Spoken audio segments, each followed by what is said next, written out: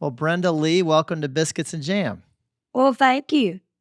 It's great to see you, and it's really an honor to have you on the show. Where am I reaching you right now? You're reaching me in Nashville, Tennessee. Oh, right up the road from us. We're down here in Yeah. Birmingham. Oh, yeah, that's not too far. No, no. Well, I love Nashville, and I love having you on the show. Thank you. And I really, yeah, I've followed you for a long time, and I kind of can't believe you're here. Well, I appreciate it. I sure do. Thank you. Well, so Brenda, you grew up in Georgia, but I've heard that you moved around a lot, and I'm wondering if there was a particular town that always felt the most like home to you. I guess it would have been Nashville. Mm, We lived a lot of places, even in the North we lived, and I enjoyed the culture of all of it, but I think I felt in my heart that Nashville was where I needed to be. yeah. And when did you kind of arrive in Nashville? About 1956. Wow. So you Yeah. were there pretty young and already starting to record and surrounded by all sorts of folks in the music business. And yeah, I guess that really was your home. It was. I had the great producer Owen Bradley, and I had what they call the A team, which was the team of musicians that were absolutely the best in town. The Anita Kerr singers. Yeah, it was just a wonderful time in music because we were all, I wouldn't say we were all starving, but some of us were close to it. And we were glad to have a job, and we became very close. I was just a little girl, and they just kind of adopted me and, took care of me. And Brenda, you grew up without a lot of money. I mean, your family was not real wealthy. Um, and I've read, I think it was in your memoir, Little Miss Dynamite. You talked about how you kind of had conflicting feelings about Georgia for a while because it kind of reminded you of hard times. But I'm wondering, what are your thoughts about Georgia now, when you kind of look back on that place? Well, like the song, Georgia's always on my mind because all of my relatives live there. So I go down often, see my brother and all my cousins and aunts and uncles that are still there. And it's a fun time for me. So you still have a lot of family in Georgia? I do a lot. Yeah. On both sides, so on your mom's side and on your dad's side? Mostly on my mother's side. Oh, okay. Okay. Brenda, I know that you lost your father when you were quite young. But I'm wondering what you can tell me about him and what he did for a living. He was a carpenter.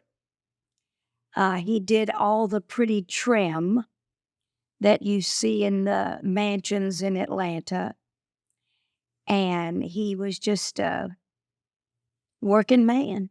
Yeah. And he called me Booty. He did. And I don't know why, but he called me Booty, and I always remember if he said it once, he said it 1,000 times. He would say, Booty, I won't live to see it, but one day you're going to be a big star. I have no idea where that came from because I wasn't even 10 years old, but I was singing. So Wow. thank you, Daddy. Wow, that's really something that he saw something in you that young. He did. And They told we you that. Yeah, we had a radio, and Mama was a Dodgers fan, and Daddy was a Yankees fan. Well, they would keep enough battery for the radio to where they could, when the game time came, they could listen. but they also kept my special battery where I could listen to the Grand Ole Opry and hear the singers, and because they knew how much I loved music. So that's what you were tuning into that was, kind of an influence on you? Oh, I would say so, yeah. Yeah. And then I was discovered by Red Foley, and of course he had the Ozark Jubilee, and we finally moved to Springfield, Missouri, and I became a regular on that. And I was seen on Red's show by the Perry Como people and the Steve Allen people, who had huge TV shows at that time, and they invited me to come do their shows, and everything just took off. Took off from there. Boy, it sure did. I want to ask you about your mom. So after your dad passed away, how did she get by? How did she kind of handle that incredibly difficult transition? She handled it real well, and I think she did that because of us. She had 3 children. We never knew that we were poor. And I always say poor, with 3 O's. We never knew that because back then in the South, if you didn't have anything to eat or times were a little hard, you just went to your aunt's house or your uncle's house or the friend down the street's house. So we never realized that we were poor because everybody was in the same boat, so to say. Yeah. Was your mother a musical person? Was she a good singer? She could sing. She could. Yes, she could. But I don't think she ever wanted to, but she could sing. And what about your siblings? No. No. No. But they did everything else well, but no. So just you. Yeah. Wow. God skipped over them and came to the midget, and here I am. Brenda, I want to ask you about food because, this is a Southern Living podcast. So we got to talk about food for a second. And Okay. I'm wondering what you grew up with on the table. Was your mom a good cook? My mom was a great cook, and we always had food. And there was a wonderful Black lady that lived at the end of our dirt road. And if we didn't have food, we knew we could always go to her house. She had about 10 kids. And if we were hungry, we went to her house. And till Mama could get up enough money to buy the food. And everybody says, well, wasn't that awful? Didn't you feel awful? No, I thought it was fun. I thought, I didn't know we didn't have the money. I just knew that we were visiting someone we loved and we were eating. That's all. A kid doesn't know. Yeah. And what was her name? I can't tell you at this time, Mm. but she was the sweetest woman. And I think she welcomed everybody on the street in. Mm. And she always had a big meal, breakfast, lunch, and dinner. And Lord knows where she got the money to do that. I don't know. But she did. Are there things that come to mind, specific dishes or things that you kind of look forward to or that you liked to eat? Yeah, well, in Georgia, they call them fried hoe cakes. Yeah. It's cornbread. Yeah. So I loved my fried cornbread. I loved the fried chicken. We didn't have much of that. Daddy would kill squirrels and all, but I wouldn't eat them. Yeah. I'd say, Daddy, I play with those. I'm not eating those. But I can't remember being hungry because if we didn't have it, Mama was from a family of 10 children, and they all lived around us. So if we didn't have it, we just walked a mile or so, and they would have it. When you think about all the folks in your family, who stands out as a good cook? Was there a grandmother or an aunt or a cousin who was kind of known for being a good cook? Well, my Aunt Irene, my mother's sister, was a wonderful cook. Granny was Mama's mama, was a good cook, and my mother was a fabulous cook because they didn't have a whole lot to work with. Yeah. And they had to make things work that probably if you said it today, you'd just go, no. But they made it work. Yeah. Brenda, we've got to talk about Christmas, of course. And um, I'm wondering what the holiday looked like for you as a kid. I mean, it seems like you kind of missed some of your childhood in a way because you were singing all the time and Uh-huh. performing. But I'm wondering what Christmas looked like in your house. Like everybody else's, we had a big Christmas tree, and we would always get one thing we asked for, but that was it. I remember the year I wanted a bicycle. So I went out on Christmas morning. The bike, of course, wasn't under the tree, and Mama said, Brenda, go out to the road, dirt road. She said, and get me whatever's in the mailbox. So I went out, and there stood a bright red boy's bike. Hand me down, mind you. I did not care. I jumped on that sucker, and I made it down that dirt road in no time at all. I've heard you say that you were a little bit of a tomboy. Oh, very much so. Yeah. When you think about your holiday traditions that you've developed over the years, what are some of your favorites?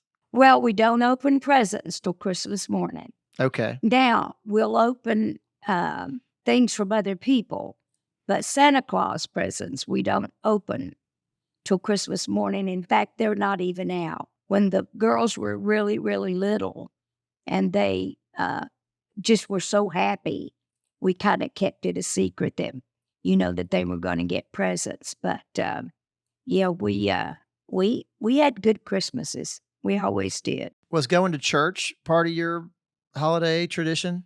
Absolutely. My mother's sister's son was the minister or preacher, as we used to say, and you couldn't hardly miss because they noticed we were all related and they would tell on you. So we had to show up. But I love church. I love singing in church. I started singing on the altar when I was 3 years old. I'll be 4 dang. years old. Mm-hmm. And what First- denomination of church was this? Protestant, Baptist. Baptist And church. I remember the first gospel song I learned was, I loved Hank Williams, and it was Mansion Over the Hilltop. And I love gospel music. Yeah. How did that one go? Let's see, I'm satisfied with just a cottage below, a little silver and a little gold. But in that city where the ransom shall shine, I want a mansion, that silvery line. Beautiful song. Oh, wow. I've got some chills right now. That's just wonderful. Well, And it sounds like you just remember it like it was yesterday. Oh, I do. I do. It said, you'll have to get that record. You'll love it. I'm gonna. Well, so Brenda, you recorded Rockin' Around the Christmas Tree in 1958, I believe, when you were, I think, 13 or so. It's still one of the most popular Christmas songs ever recorded. And I'm just wondering if you have any memories of being in the studio that day or being aware of anything really special happening when you recorded that. I think we all knew that it was a wonderful song. We all knew. All the A-team, as I call them, of musicians, and of course the great Owen Bradley and and the Anita Kerr singers and all. I think we all knew. I don't think we ever thought that it would be my signature song.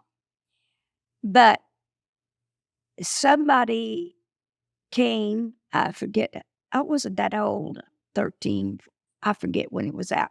But they said, Brenda, have you seen that new movie? And I said, what? And they said, it's called Home Alone, and your song is all over it. And I said, which song? And they said, Rockin'. And that was the explosion that rocked Rockin' to where it got. Well, it was a hit already. I mean, it was a hit, earlier, but then it became really just a mega hit, right? Yes, it did. The funny thing about it was, of course, he wrote most of the Christmas standards, but it was written by a Jewish man named Johnny Marks. And he said, I don't know where these songs come from. He said, I'm Jewish. I said, well, go Baptist. That's incredible. And I mean, and to have not just one, but so many. Tell me about your connection to Johnny Marks. That's who I was talking about. Yeah. Johnny Marks. Tell me about him and, how you kind of became connected to him and what your relationship was like with him over the years. Oh, we had a wonderful relationship. And it wasn't because Rockin' was such a hit. We stayed friends until Johnny passed away. And he was just the most unassuming, sweet, sweet man that you would ever want to be. And I so miss him. I really do. Well, he really left something for the world with that song. He did. And I'm sure so many others. Yes. All right, Brenda, I want to ask you just a couple of kind of quick ones about Christmas. Okay. And the first one is, what is one dish that you always want to see on a Christmas table? I mean, if it's Christmas, then you need to have blank. What would that be? Oh, Lord. Won't you buy me a Mercedes-Benz? Let me see. What dish? Mashed potatoes. Oh, okay. That's got to be there. Yeah, it's got to be there. I don't even care about the turkey. I'd rather have chicken. So, what about Christmas movies? Do you have a favorite? Not really. I watch them all. I love the Christmas movies, every one of them. And it gets me in the spirit. Not that I'm not already, because I love Christmas. But there's so many great Christmas songs. If you think about it, there's a plethora of them. And they're all good. Can you still watch Home Alone? Oh, yeah. Yeah. Love it. Love it. There are certain ones that just never get old, I know. I know. Well, anything that you watch that you feel like could really be real or really happen or maybe even happen to you, then you always remember it. And that's how that movie was. All right, one more. What is your idea of a great looking Christmas tree? Do you like one that is really kind of overdone with everything on it? Or do you like one that's kind of more, spare? What's your idea of a great one? I like one that has the old ornaments that we've collected through the years, even the ornaments that the children have made in school. And I like it to be like 8 or 10 foot tall. I like big old trees. And I like to decorate and light them. And I have a wonderful lady that helps me with everything. Her name's Retta, and she can really decorate. So I get her to decorate it, and it looks like it came out of the magazines. Well, and I'm with you on the old ornaments, and sometimes the uglier the better. Oh, absolutely. Sometimes I even use the ones that the kids broke when they were little. I just hang them right up. Well, Brenda, I want to go back to Hank Williams for a minute. You've talked about him being a major influence on you. And I'm wondering what it was about his music or his persona that really struck a chord with you. I loved his music because, and the way he sang his music, because it sounded like that he lived those songs. In the ballads, it sounded like he hurt with those lyrics. He was just so unassuming and so sweet. And Lord, to lose him that early was just awful. And I still think he's probably one of the greatest writers to come down the pike. Hmm. Did you get to meet him? I did.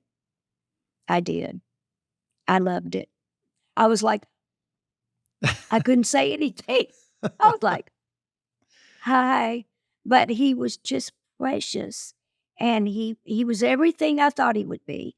He looked just like his pictures. He looked just like he looked on TV. He sounded just like he sang. And I was just awestruck. Mm. And handsome.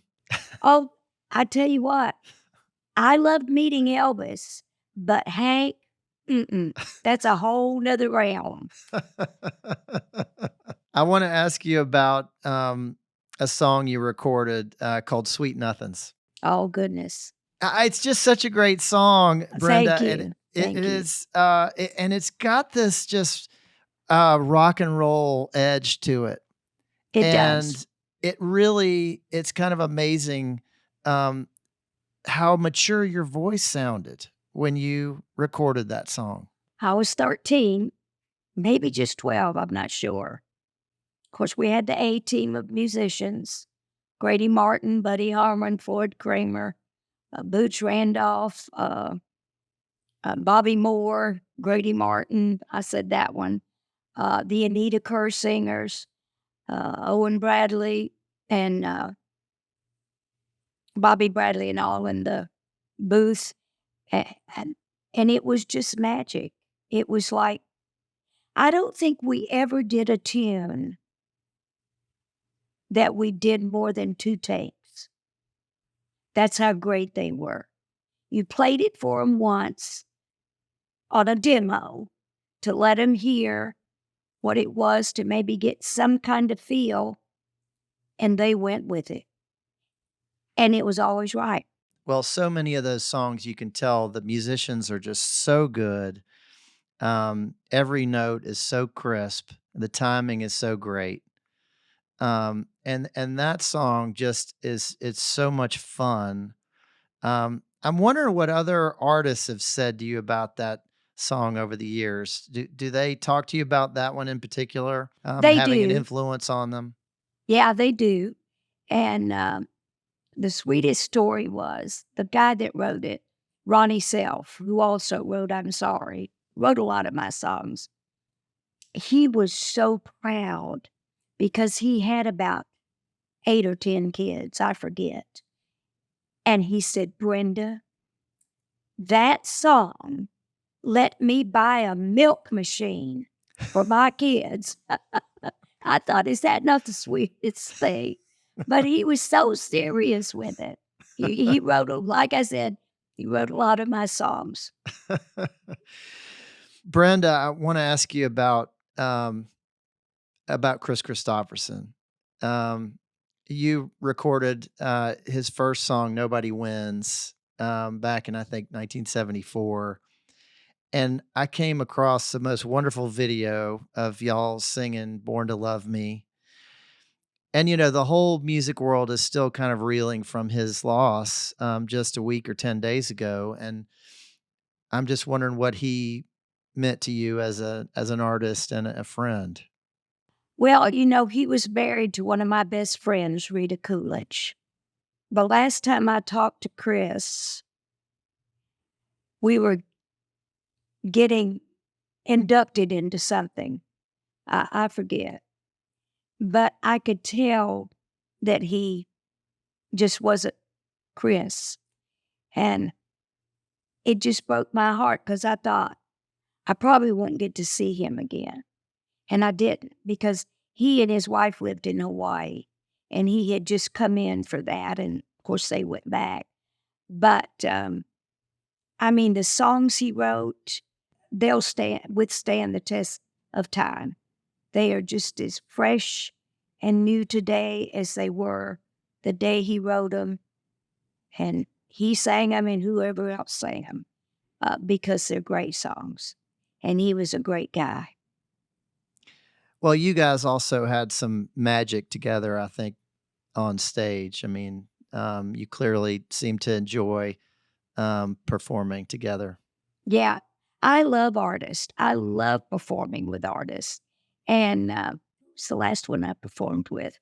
I think Trisha, and I did something, and it was so fun. And people say, why would you sing with another girl? They might sing better than you. I said, well, who gives a darn? We're having fun. She sings like she sings. I sing like I sing.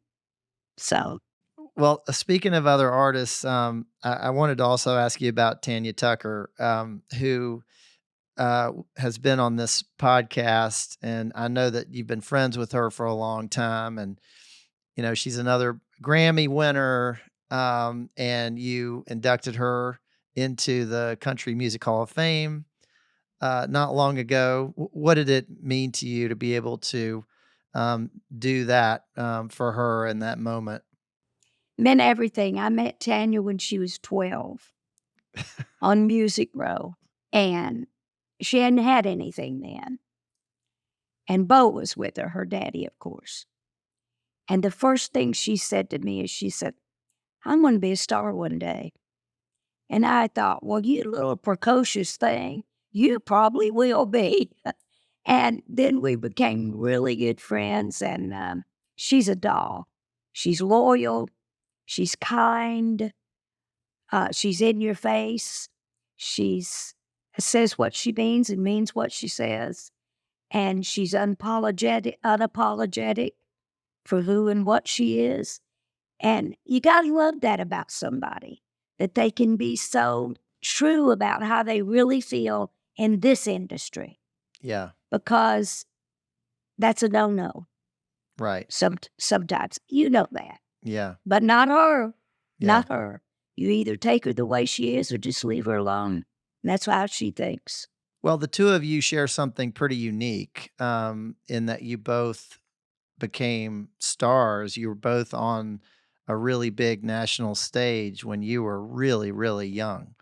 And that just doesn't happen very often.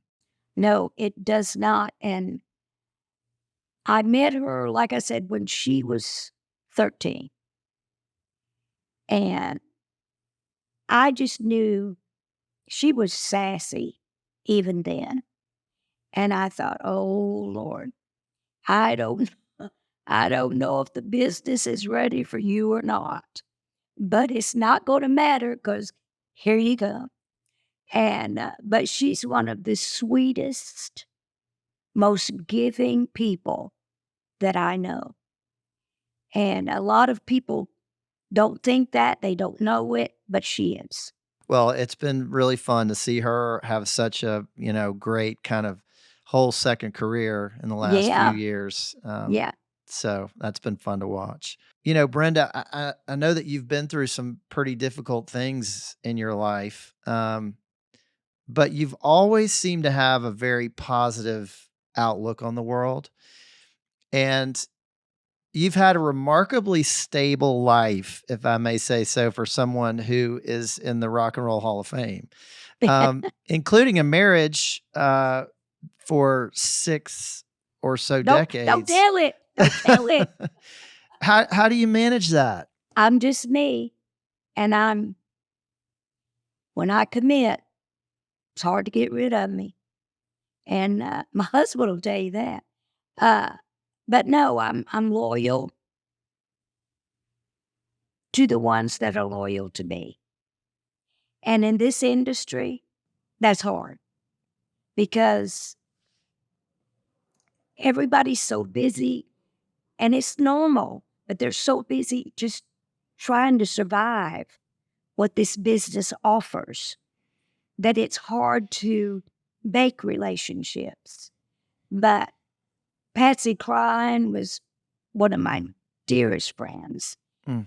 Loretta, they were all older than me, but it didn't matter. Tammy, all the girl singers, I just loved them because I really respected what they did, what they offered, and how hard it was. Yeah, it looks easy on the stage. And you know what? It is. But once you get off that stage and you take off the makeup and you take off the stage clothes and you get back on that bus for a 1,000-mile trip to the next gig, that's the work. The work on the stage is not work because you love it. The work is getting to where you love. And that's the part you look forward to. You know, at the time you became a star, and really had so much success, I mean, there were just not a lot of women who were successful in country music and rock and roll.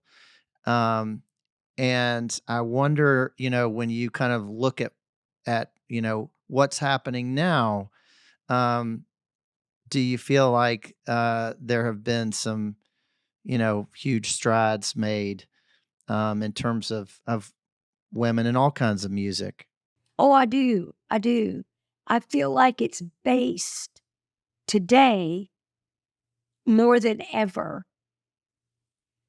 on your talent, not how you look, not how you present yourself, not who you know, but you. And it took a lot of years to get there, and none of us are giving that up.